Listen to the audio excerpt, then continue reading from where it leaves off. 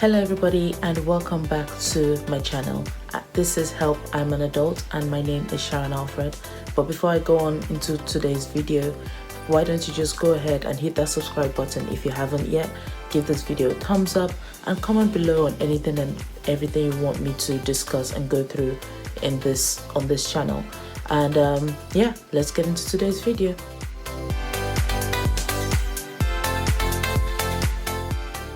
Hello everybody, welcome to Help I'm an Adult podcast, and I'm so glad that you're able to join me today on this another installment of the podcast. And today I'm going to try and get straight to the point and just give you pointers on basically things that you did not know about adulting. Last time I spoke to you guys on the podcast, it was all about getting older and my plans and where I'm at on that plan on getting older and thinking about it. And I also gave you guys the opportunity to let me know to go to our Instagram page and let me know of anything that you didn't know about adulting and you wish you knew about adulting. Well, thanks to everybody who responded. I added your things to my list, which apparently I already had as well, so great minds, we think alike.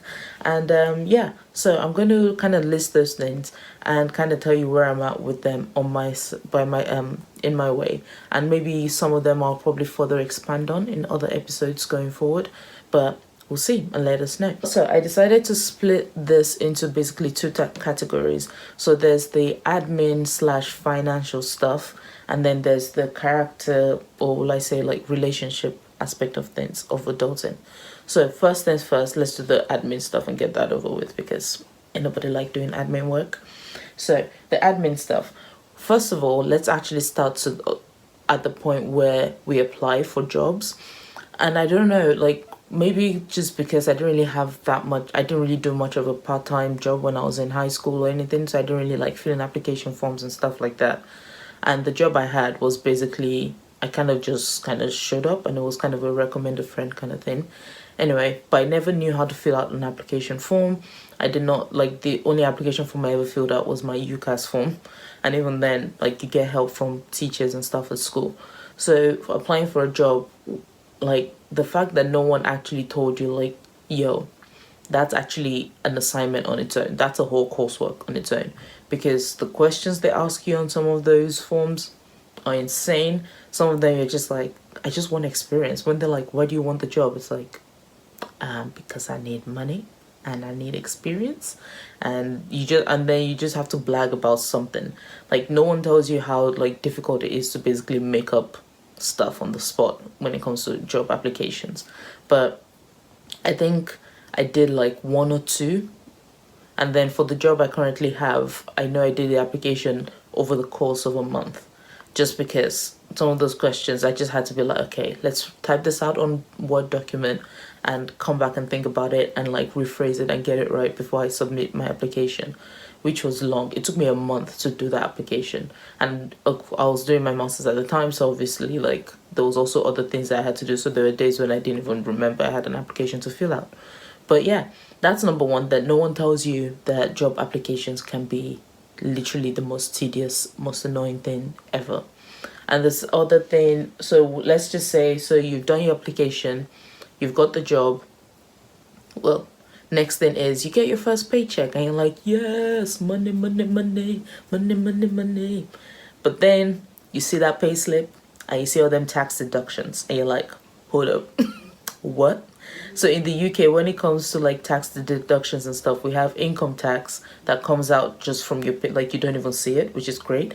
If you have to pay student loans and you're already in the bracket, you get your student loans come out as well, like in the threshold for which student loans will come out. And then there's national insurance. So I didn't know about national insurance, and I'm not gonna lie, I still don't really know what it is, like what that money does or where that money goes. But I remember my first pay slip, I was like, whoa, that's a lot of money coming out. And I then realized that my tax code was kind of off because I still kept my previous job, which my part-time job that I had previously. And so I remember I had to call HMRC and be like, hold up, even though I technically have two jobs, the other job is literally the most casual thing ever. It's like I work when and where, like whenever they need me, which is not very often a lot of the time. And I had to like be on the phone with this lady and just figure out what the right tax bracket was for me. And from doing that, then she was like, okay, cool, just take 20% from here. This would be your main source of income. And this is what, and I was like, yes, yes, yes. But it took about 2 months for all of that to like be implemented properly and for me to be on a ready, steady, basically tax code, which was great. And then because I also did a master's, my first payslip, they didn't take out my, they didn't start, I don't know what happened to my voice. They didn't start taking out like my postgraduate loan repayment, and I didn't really read much into it. And then a year later they did, and I was like, oh, that's more money coming out of my pay slip. Great. So like figuring out all that tax and stuff was insane. And also, if you're somebody who owns a car, initially for the first year or so, like my mom helped support with the financial stuff of the car. Like she'd do half, I'll do the other half. And then when it now became all on me full time, when I was like, okay, I can afford to like pay this and that. Yo, the road tax on a car, maintaining a car, car insurance. Yeah, it was just, I was like trying to understand how it works and going to the website and be like, how do I pay for this? And then at some point I remember I had to change cars and I didn't know how to like change like deeds, and like deeds, is that what it is? I don't know what it's called. There's a whole form about it, and I had to literally, I'm glad I have parents who know what the heck is going on, because I did not have a clue. And even now I'm thinking, if I change this car now, do I still know how to like do the whole name transfer thing? I actually think they did it for me at the dealership. I can't remember. But it was just very, very, it was a lot. And I was just like, these are the things that I wish somebody could have told me beforehand. Or, because can you imagine if I didn't have my parents close by, if I didn't have anyone nearby to actually like talk me through it and explain how it works. Of course, like we have Google, but how do you really know you're doing it right though? You know, like Google has best suggestions, but how do you know you're getting it right? Anyway, so that was like, that's basically like the taxing and the finance stuff. Let me see, is there anything else I've missed out? Yeah, and then from all of like paying taxes, oh yeah, I forgot that part. Pensions. I still don't really know how pensions work. I'm not gonna lie. I know like at my job they take out like a cut towards pension, and I need to actually look at this. I was talking to someone about this earlier this week. So this is something I'm going to look into, and once I kind of have more information on it, I'll let you guys in. And I know like there's bad people, like financial people on here on YouTube that talk about pension funds and all of that, but honestly, from a like 9 to 5 regular day-to-day person, I still don't know how pensions work with companies. And when you leave a company, how do you transfer your pension over to your new company? All of that stuff, that's something that I know I want to kind of look into properly now, because I've been working where I'm working for about 3 years, and I kind of don't really know. I know pension comes up, but I'm like, hold up, I need to actually find out where it is and how much is in my pension already, and if I have to move or if I have to leave the company, how do I get that transferred and all of that. So that's basically why I thought about that this week. But yeah, so that's basically the figuring out of like anything taxes or automatic payments that come out when it comes to our incomes after getting that job. Next thing is now managing the remaining money we have. So if you're anybody like me, I was never really good with money, like growing up. And like, to be fair, we don't really get pocket money, but I was one of those people that was like, oh my gosh, I had money, I could get an extra bit of snack, and I was always so excited about that, and I'd spend the money. And I think there was a point where my parents were like, yeah, Sharon is not good with money.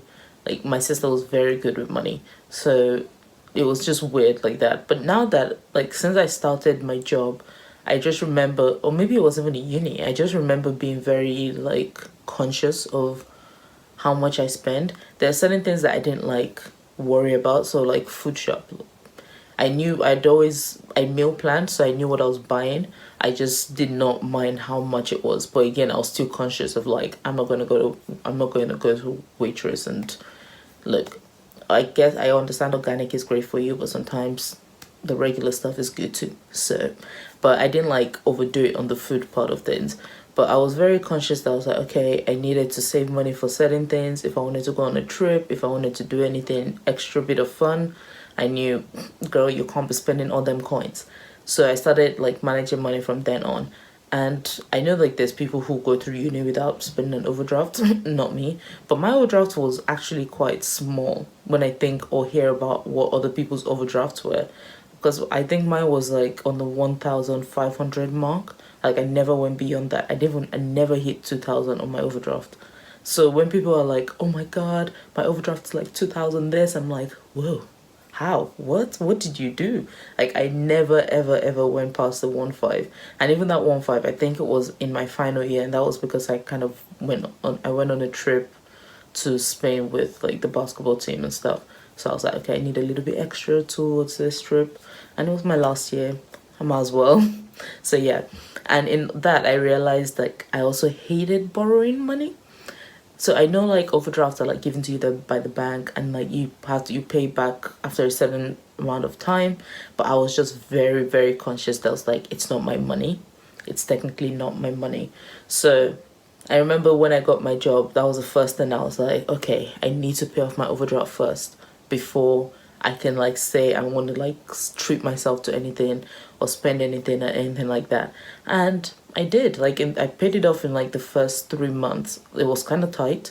I didn't get a credit card either. Like I was very much like just paid off. And yeah, I can say no one actually helped me with that. So I did that. But again, like my mom helped cover some other expenses to allow me to pay that off. So when I say other expenses, she basically covered maybe like getting fuel for the car, or there was something else I can't remember. Or like I think it was like again like some of my car insurance and stuff like that, just to like help cover, so I didn't have to overthink about it. And because I didn't have a credit card, it was all coming out straight from my account to the people. So yeah.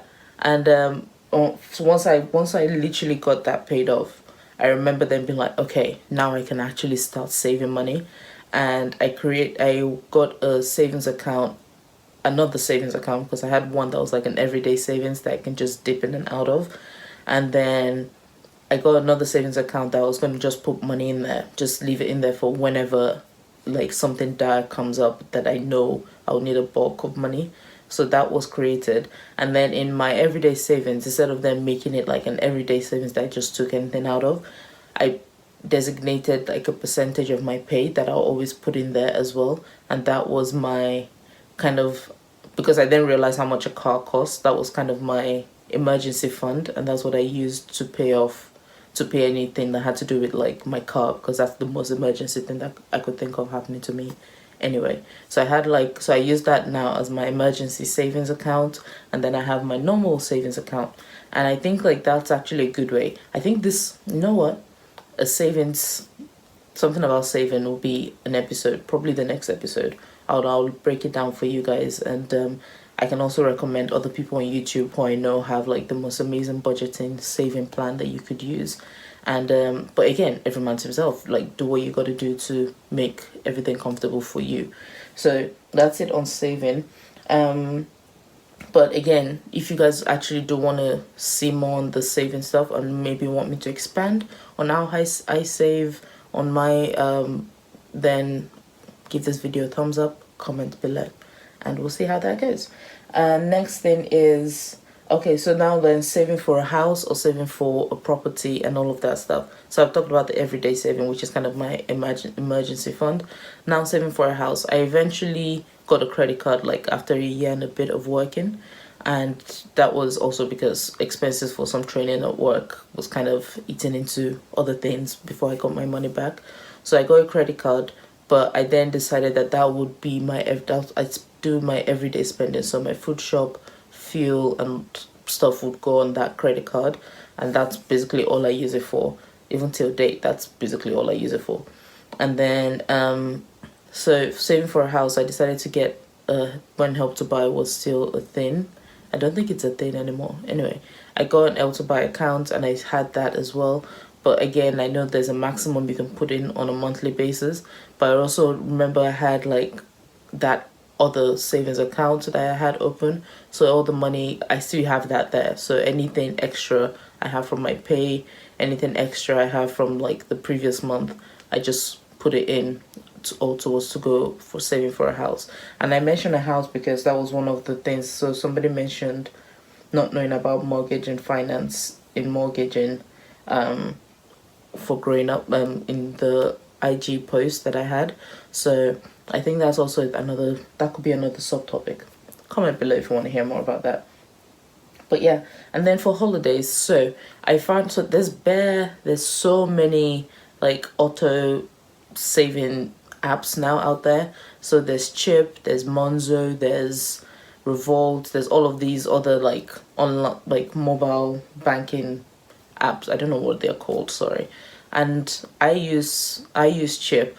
Well, I use Chip, and it's actually been great to use because it just calculates based on your spending and everything you've done in the week, and once a week or once every 5 days or something, it takes out a certain amount of money. You can decide what level of saving you want it to be, so it goes from 1 to 5, and you can go, okay, I want to save level 5 is like it saves a lot, level 1 it saves less. So you put it at whatever level of saving you want it to be, and that can change every month, and you do that.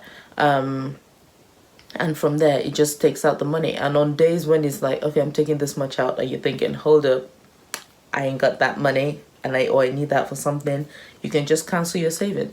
And it helps so much in saving for like my holidays and stuff, because over weeks, before you realize it, probably in a month you save an extra like 150, again depending on the level that you put it on. And if you think about it, if you say you want to go on holiday like let's just say twice a year, so every 6 months you can have something tangible in there as a holiday saving. So there you go, save up for 6 months over a couple of weeks, and you could have a whole trip. So yeah, that's something that I know that I do as well. I can also cover this in a future episode on maybe saving. But yeah, so that's everything admin and finance. Now going on to talking about relationships and things that happen and or change for us in relationships growing up as adults and no one tells you. First things, so this is also split into technically 3: family, friends, and yourself. So your relationship with your family probably changes for sure, hopefully for the better, obviously. And then friends as well, that changes a little bit. Your dynamic between friendships changes, and your relationship with yourself changes. And that's the part that a lot of the time, like, I didn't really think I knew. I thought I knew, but but you don't know till you know, like till you're actually in it and experiencing it. So let's go with relationship with your family. Let's just start with the parents. So if for me, I know my relationship with my parents has evolved. Like, I don't know if I don't want to really say like we're a close family, to be fair. So nothing much seems to have changed. I think we're just more comfortable around each other now. Like, I understand what it's like for them for them, and they are understanding and beginning to understand what it is like for a younger person growing up in the world today. So the once in a, to be fair, they still tell me off when I have my attitude. They'll still tell me off, but we can all sit and chat and talk about things going on in the news and just be civil. When I was younger, like, that was not a thing that would happen. So I feel like we're definitely closer. And with my siblings as well, I remember, I don't really say we had fights, and I don't like or anything growing up. Yes, there's times when we scream at each other and all of that and slam the door in each other's faces and stuff, but that hasn't happened in years. So yeah, I think like relationships can change for the better for sure, and hopefully it's for the better for most people out there. In terms of your relationship with your friends, your friendship circle kind of becomes smaller. So growing when like you were young and you were making all these friends and you were thinking, oh my god, we're gonna be friends forever. Yeah, nah. So your friendship circle definitely gets smaller. You end up probably having like 3, maybe 4, 5 close friends, and everybody else is basically just oh, we see each other at parties, or we see each other when we hang out, like when those 3, 4 friends invite everybody else to something. So that's basically it about friendship. Everyone, but then like the ones you're actually close to, somehow it turns out that if they don't live near you, it's going to be very difficult to be making plans. So like in uni, it was easy, especially if your friends are from uni, like y'all can just meet at each other's houses or you live together, so it's easy to interact. Yeah, it becomes harder when everybody's in different parts of the country and you're trying to make plans. And to be fair, in 2020 that was not happening, so that's kind of difficult. But at the same time, I guess that's why Zoom and Skype and FaceTime was invented. So you all just need to do your catching up on there. And finally, the relationship with yourself. I think your relationship with yourself evolves so much. Who you think you are as a teen is not who you are in your 20s or in your 30s. Well, I'm not in my 30s yet, but I assume that's the case. And it's just, you just begin to kind of enjoy yourself more. You like spending more time with you. You're getting to know yourself a little better. You kind of realize the things that you cannot stand about yourself, and you try to do your best to eliminate those. And you also just, there's just a newfound love for you. And if you're not there yet where you have the love for yourself, even, and when I say found love, I'm not saying like everything's peachy, like it's not perfect, but you're actually appreciating the process of evolving. That's what it is, of evolving. Like, I don't think anybody can ever reach a perfect state, but the constant evolving and changing is what makes it great. So that's basically it. So I think those were like 6 areas of things that no one really told us about adulting that we've had to find out.